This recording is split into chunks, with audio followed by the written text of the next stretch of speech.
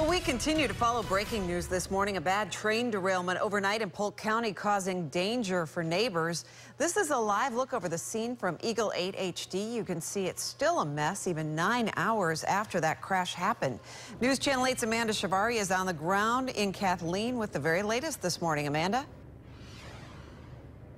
Well, Stacy, the order in place that was issued early this morning has been lifted for this afternoon. The reason all of this was put into effect, this train you see behind me that's now over the rails, that was heading to Winston, Florida, about 8 miles away from where we are right now, where this train went off the tracks and spilled acid. That spill forcing many people to stay inside their homes for hours. And now many are asking, is it okay to come outside?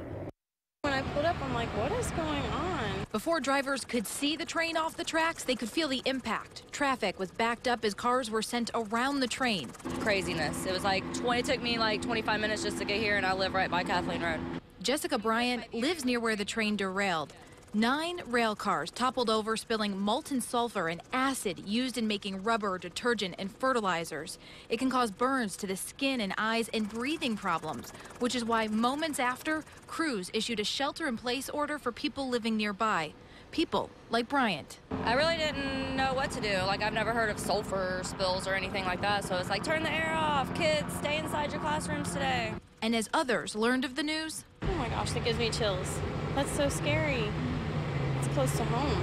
They're thinking about the train that now blocks their way to work and the crews working to clean up that acid spill. I just drive across them almost every day, but that's really scary. And as crews work to clear the tracks out here this afternoon, we can tell you again that stay-in-order issue has been lifted for the neighborhood that is closest to these tracks. But there is no word yet, Stacy, on if that acid spill will have any kind of environmental impact. Right. Amanda Shavari live. Thank you very much. And now our team coverage continues with Meredith Sensulo. She's above the scene in Eagle 8 HD. Meredith, tell us what you're seeing up there. Well, it's a big mess. You can see the dark, charred remnants of the vehicles or the tankers involved in this initial crash and fire. You can also see that yellow goop on there. That's that molten sulfur we've been talking about. It does sort of form this hard substance, and that's what's happened here. We're also seeing the long row of cars that have not derailed, stretches several blocks, blocking several roads. Also, on the road, parked here on Kathleen, you could see plenty of these flatbeds waiting to haul away the affected cars of this train.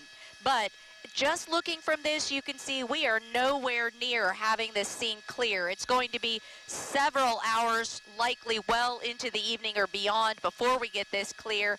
And so you can expect that Kathleen Road will remain closed for several more hours. Now, you can use Galloway Road over here running parallel, and you can also use Spivey Road to run in between these two. But the stretch of Kathleen between Galloway and Spivey itself, that is closed and will remain closed. One thing to point out is the workers that we did see on scene, they are not wearing any protective masks. A good indicator that this is safe in this area. But of course, anyone that has any concerns about that certainly should take the necessary precautions. We'll stay up here and have another live report for you in about 30 minutes. All right, Meredith Sensulo live in Eagle 8 HD. Thank you. And of course, you can stay on top of the latest developments in that derailment by downloading the News Channel 8 app to your smartphone.